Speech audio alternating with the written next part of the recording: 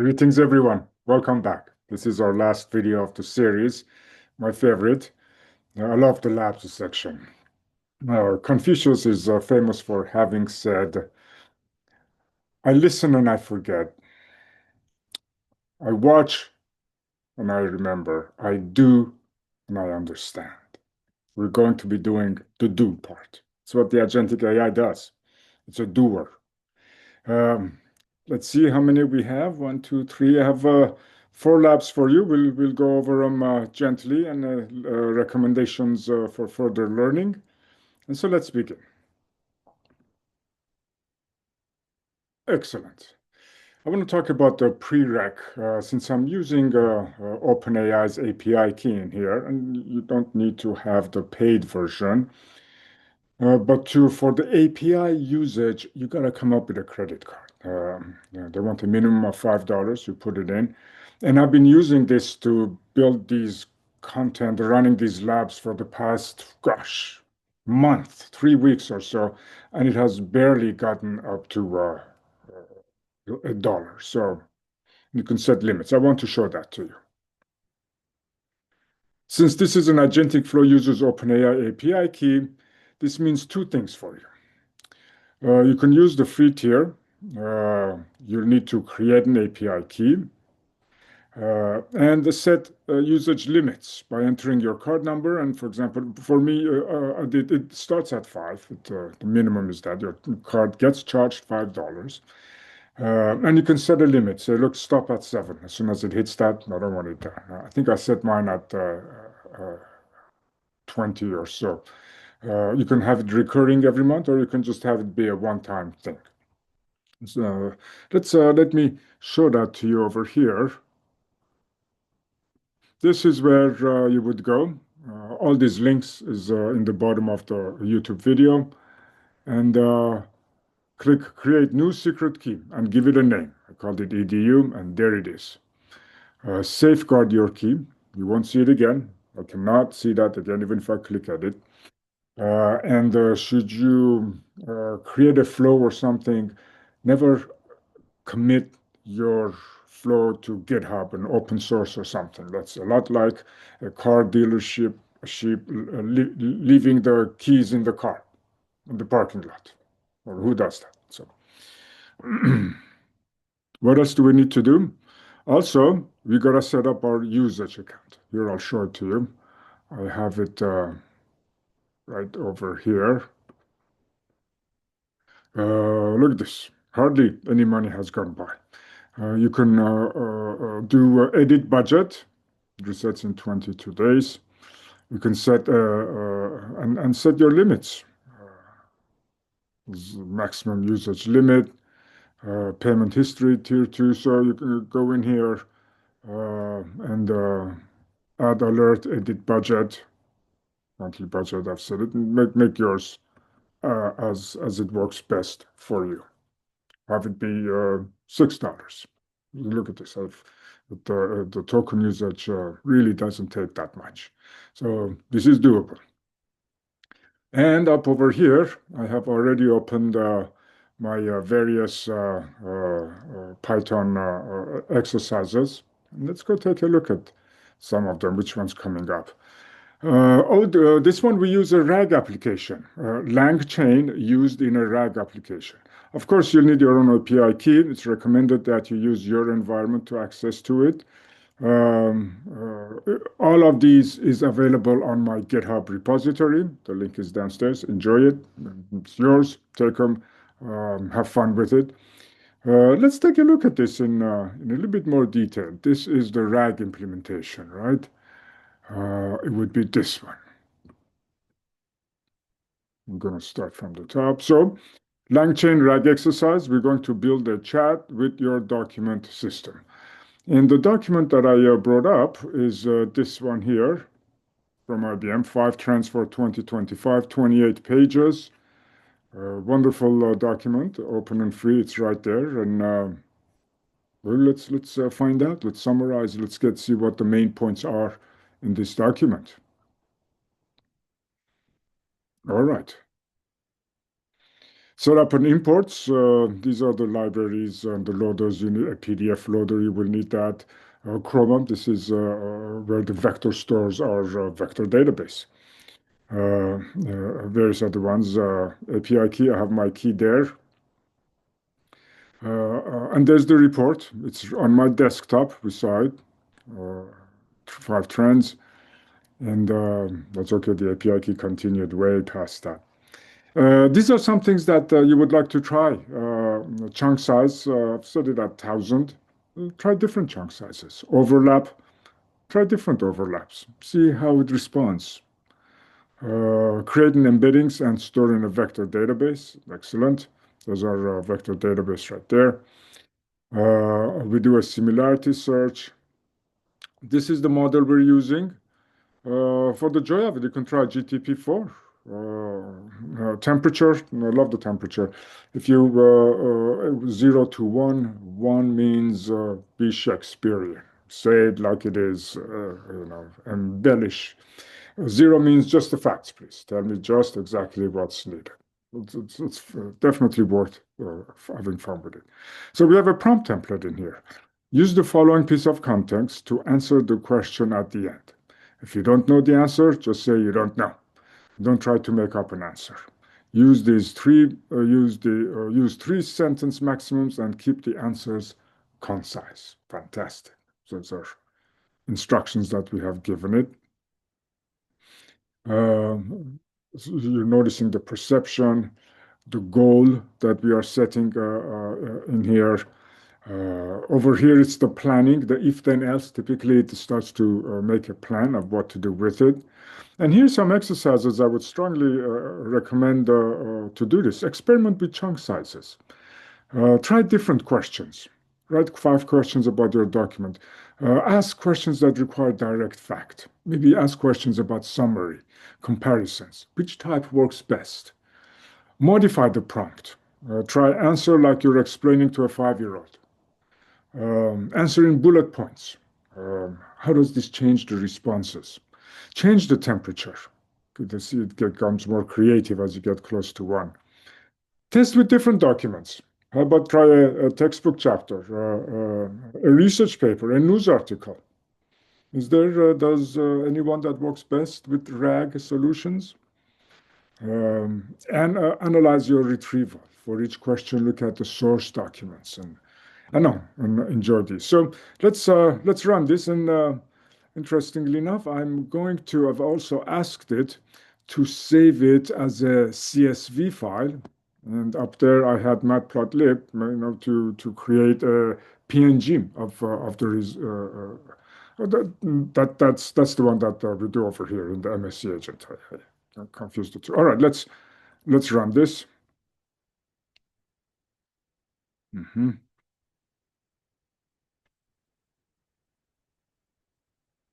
Standard. Total vectors, okay. Result 1, 2, 3. Here we go. What is the main topic of this document? The main topic is the strategic insights and trends for organization leader to plan and build future outcomes. Can you summarize the key points? CEOs are prioritizing short-term targets over long-term efforts. What are the most important takeaways? The most important planning ahead, avoiding short-term resource reallocation by CEOs to meet targets. Ah, short-term resource allocations. I guess who those resources are. These are the experiments that you would like to do in your exercise. Have fun with this. Download it, make it yours. Let's take a look at another one. Okay. Here is a story between 2 agents. It happens to be between a father and a son. So this is a story actually from my own use cases. Um, Parking around the house, now everyone has a car, and the boys have grown, and is becoming challenging. Who leaves first thing in the morning, and so forth. And one of my boys happens to just park in the middle. So I've been trying to say, look, either tuck it in or put it to this one end so someone else can park behind you, in front of you. You can't just put it in the middle of the driveway or in front of the house in the middle and so forth. So wish I had this before I actually, but we resolved that. So let's take a look at this. So when you get it, of course, it will be like this. You'll have to put your API key there. The ones on GitHub don't have an API key. Uh, where is that one? That's the father and son story. Yep. Here we go. There's the key. You're a frustrated father. Your son keeps parking his car without regard to other people in the house and have a hard time parking around. Son, you're a polite and empathetic son. He really is. Acknowledge the dad's frustration, ask clarification questions, and offer solutions. This is a dialogue simulation between a father and son. So we are setting up the perception, we are setting up the goal. We're giving it a plan. We're going to use GTP 4.0 for this one. Father's message, it starts with, hello, the way you park your car, I cannot fit my car in the driveway. So in your mind, make this between brother and sister, between a professor and a student, between a patient and a nurse, between the accountant and the client. It's really, really, and one can use this as a training protocol for training customer service, how to respond to irate customers. Shall we run it? All right.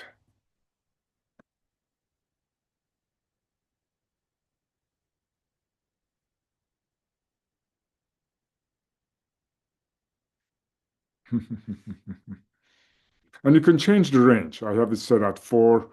The iterations, you can make that three, you can make that five. Son. So I told him, whoever starts, start with that. Dad says, hello, dad. And the son says, thank you for clarifying that, dad. I really appreciate your patience and I'll definitely make a conscious effort. That really wasn't the conversation that took place, but nonetheless, love this, love this. Let's have more fun. So, oh, three agents.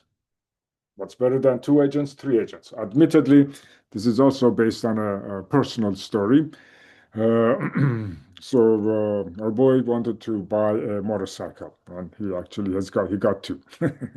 So mother wasn't too keen on that, and I was okay with it, but given certain conditions and so forth. And so I asked this agentic AI to play the role for between these three agents. Let's run this.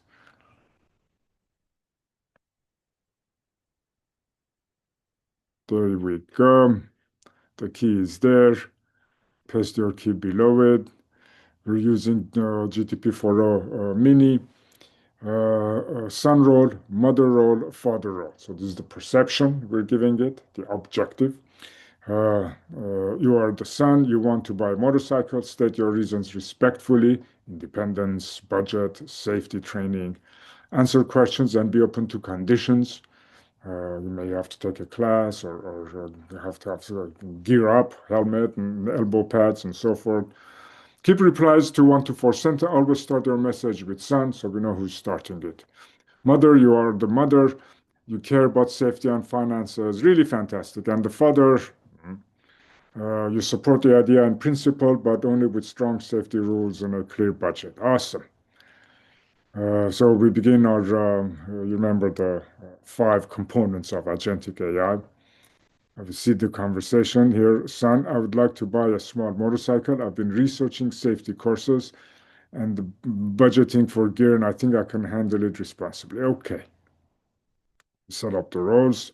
The if then else is the planning part of it. And let's do this.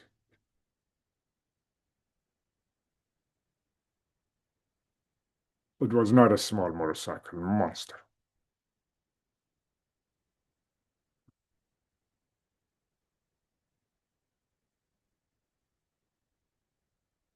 But I tell you, my boys are far more mature and ahead of their time than I was at their age. So I think it skips a generation.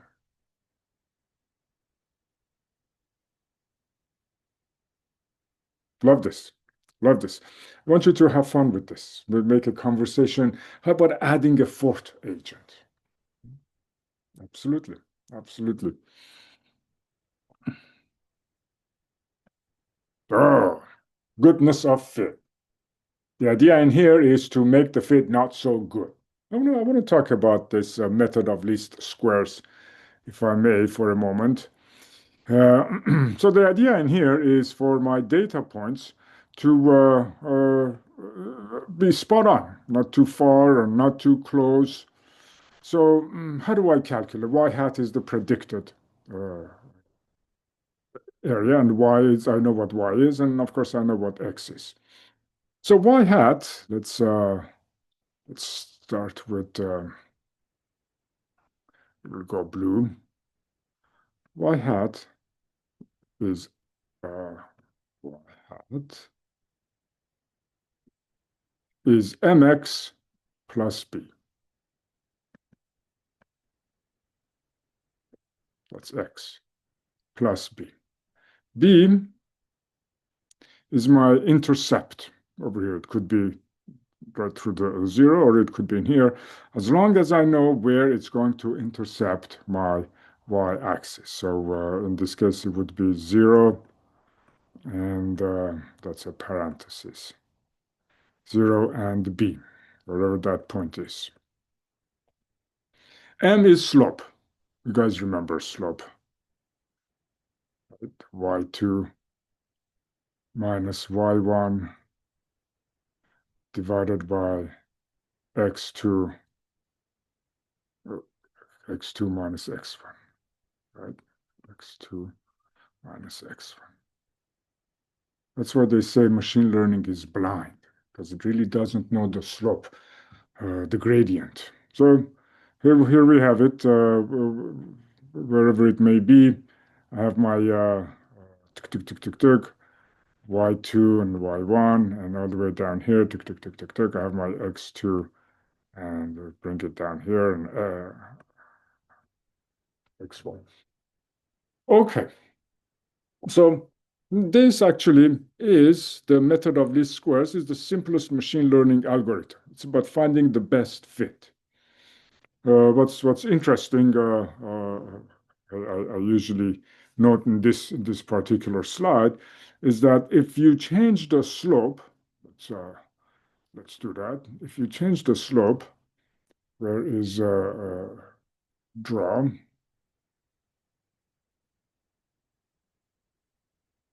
Is it draw? Insert. I'll go with insert. Insert a line. Here's one, right? If you change the slope of the line, you have changed the hyperparameters, the weights.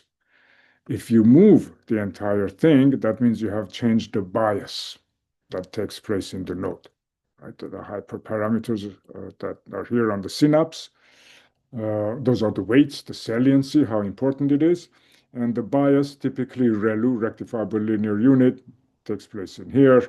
If it's dichotomous bimodal, maybe it's just two yes or no, and true or false. The last hidden layer would be filters. These are filters, would be a sigmoid operation.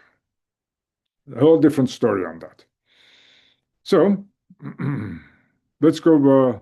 So the idea in here is to, from the sum of squared errors, find out the R square. R square is just how good does it really fit.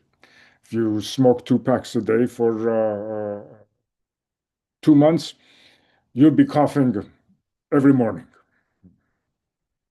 So I hear. So pretty good R squared there. So the threshold, if we set it at 0.9, it would probably be 0.98. All right, let's take a look at this story. Uh, is this the one? Yes, yes, yes, yes, yes. And this is interesting. So I wanted to, just to make it a bit more agentic, to save it, the CSV file, and I also wanted to put a PNG, give me a picture of the thing. And here it is. Here's my X and Y diagrams. So those are my values. The n, when they say n values, each pair 1 and 3.2 is an n value. It does the mathematics. Let's start from up here. Uh, yeah, there you go. That's the pair values. A lot of if-then else's. It's a quadratic equation, and I want to start from the SSE, MSE, and then calculate the R square from those. We need at least 3 points for a quadratic. And X and Y must have the same length if it's a raise and error value. All right. So I won't bore you too heavily with the details on this. Let's run this. So this model comes up and says my R square was actually it met the target. 8.525. It's greater than 80, and that is good. Let's There's the MSE and so forth. Let's have a little fun in here. How about make that 247? Oh boy, that's going to be crazy. And we'll just drop this to 7. Let's just see what happens, right? This is now it's all over the place. Going to run this. Oh, R square is 0.105. Our current regression has R square of 0.24, which is the below target of 0.8. There it is. Please add a few more X and Y points that better cover the range. So let's go at my desktop. I have a folder called Agent 007. Who knew? And let's take a look at my Agent 007, which is right here. Ah, there it is, my dears. And my CSV file, indeed, open with Excel. Y hat predicted, so that's the X, that the Y, that's just iterations of it. And the SSE and the R square are calculated accordingly. How cool is that? How cool is that? Thank you, ChatGTP. It came up with the best explanation. What R square means in plain English, it's the fraction of variability in Y that your model explains beyond the mean-only baseline. It compares your fitted model to always predict the average. Higher R square, your prediction tracks the ups and downs of the data better. Why set an R square threshold? It's a stop rule. In your agent loop, the threshold, which was greater than 0.8, tells you when the fit is good enough. Quality bar ensures you don't ship the model that's essentially guessing. So your job, my dears, is to look for not so good of a fit. Put your API key there, create a folder, give it the path to the folder. These are a few things that you'll need to do. This is interesting. You can this is set to false. You can set it to true. It's a little bit hard to see the LLM prompt. So it could be more verbose and actually use an LLM to have a chat with you. And the idea is for the target to miss the target. Continue from the previous lab 3A and now set the LLM to true and so forth. And this, my dears, is my last slide. All these links are below. N8N is really cool. I should experiment with it. It's a 14-day trial. It's a drag and drop. You build nodes, you connect the nodes, you give it classify, you give it conditions. If this go that way, if otherwise go the other way. This one, building RAG with Llama Index is also very cool. crewAI is also very cool, worthy of trying it. And the design patterns with AutoGen, another awesome. Uh, by all means, definitely stop the sharing. When you get a chance, download all the links are down there. Make that GitHub yours. Have fun with it. Use it in the classroom. Embellish and add to those GitHub repositories and make it your own and experiment with agentic AI. I'm reluctant to connect it to my email and to my calendar. And we heard about the lethal trifecta. But those are the things that one can do. Just remember the three danger zones. And the recommendation was to keep it to two. I hope that this has been fruitful and you've enjoyed it. Looking forward to future chats. Thank you all. Bye bye.